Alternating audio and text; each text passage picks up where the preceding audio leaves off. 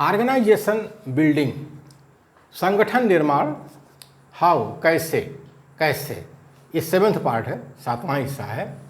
Side effects of slavery, गुलामी के दुष्परिणाम। साइड इफेक्ट मतलब दुष्परिणाम, गुलामी के दुष्परिणाम।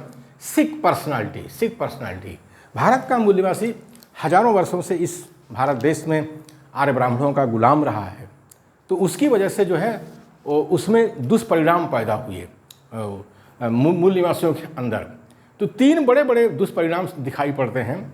एक तो ये कि मूल निवासियों का जो एटीट्यूड है, जो सोच है, वो नकारात्मक हो गया, निगेटिव हो गया। और दूसरी एक सोच दिखाई पड़ती है कि उनका जो व्यक्तित्व है रोगी हो गया, सिक पर्सनालिटी हो गई, पर्सनालिटी उनकी सिक हो गई, रोगी हो गई, रुग्ण हो गई। और तीसरा होता है कि उनका जो बिहेवियर है, उनका जो व्यवहार है, बात व्यवहार है, वो ऑटोक्रेटिक हो गया। ऑटोक्रेटिक मतलब निरंकुश हो गया, तानाशाही का हो गया, स्वेच्छाचारी हो गया। तो ये 3 ऐसे बड़े बड़े दुष्परिणाम हैं जिसकी वजह से भारत के मूल निवासियों का देशव्यापी संगठन नहीं बन रहा है। तो उसी में से एक ये साइड इफेक्ट है, दुष्परिणाम है सिक पर्सनालिटी, रोगी व्यक्तित्व। Baba Saheb gave a clarion call to be a ruling community in India.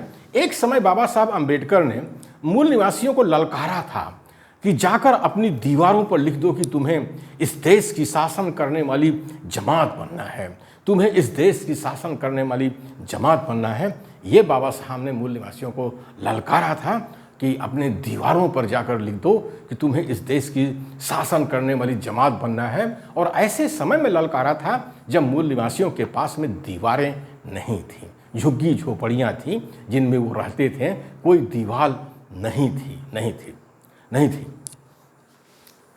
To be a ruling community healthy personality is required. एक शासन करने वाली जमात बनने के लिए स्वस्थ व्यक्तित्व जरूरी है। यानी व्यक्तित्व जो है स्वस्थ होना चाहिए। अगर आप एक शासन करने वाली जमात बनना चाहते हैं, तो शासन करने वाली जमात बनना है तो उसके अनुरूप व्यक्तित्व तो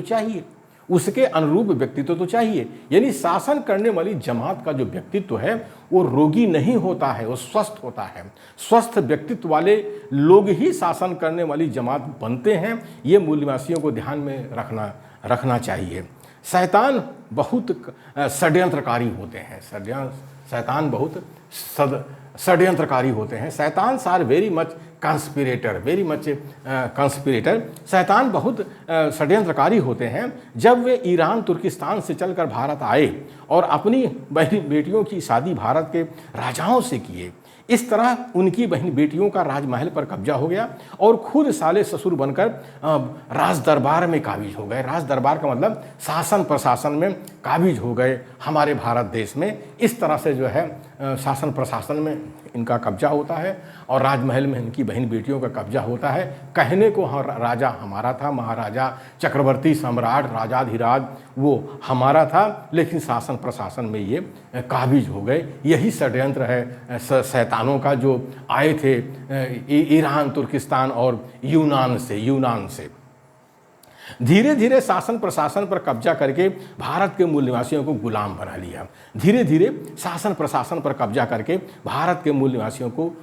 बना लिया। बाई कंस्पिरेसी शैतान इंस्लेव्ड मूल निवासीज of India. Due to slavery मूल निवासीज बिकेम पुअर एंड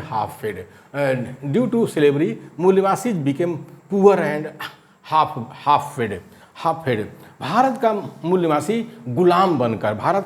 गुलाम बनकर गरीबी, बीमारी और भूखमरी का शिकार हो गया। जहाँ भी लोग गुलाम होते हैं वहाँ पर लोग गरीब ही होते हैं, बीमार होते हैं और भूखमरी के शिकार होते हैं, जो हम भारत देश में हजारों वर्षों से देख रहे हैं कि भारत का मूल निवासी गरीब हो गया है, बीमार हो गया है और भूखमरी का शिकार हो गया है। आज तो हमारे मोदी जी 100-150 ग्राम वो दे रहे हैं, मुर्गी का दाना भी दे रहे हैं, फ्री में दे रहे हैं। गुलामों के बच्चे हम। ड्यू टू स्लेवरी मूल निवासी became poor and half fed. Slave children are weak by birth. Slave children are weak by birth. गुलामों के बच्चे पैदाइश से ही कमज़ोर निकलने लगे। गुलामों के बच्चे पैदाइश से ही कमज़ोर निकलने लगे। इन शैतानों ने गुलाम मूल निवासियों को शिक्षा से वंचित कर दिया। इन शैतानों ने गुलाम मूल निवासियों को शिक्षा से वंचित कर दिया, शिक्षा से वंचित कर दिया। शैतान से डिप्राइव्ड मूल निवासीज फ्रॉम एजुकेशन। शैतान से डिप्राइव्ड मूल निवासीज फ्रॉम एजुकेशन। शिक्षा से वंचित समाज जानवर के स्तर पर पहुंच जाता है। शिक्षा से वंचित समाज जानवर के स्तर पर पहुंच जाता है। विद्या विहीना पशुभिः समाना। विद्या विहीना पशुभिः समाना। तो in the absence of education man becomes at par with animals.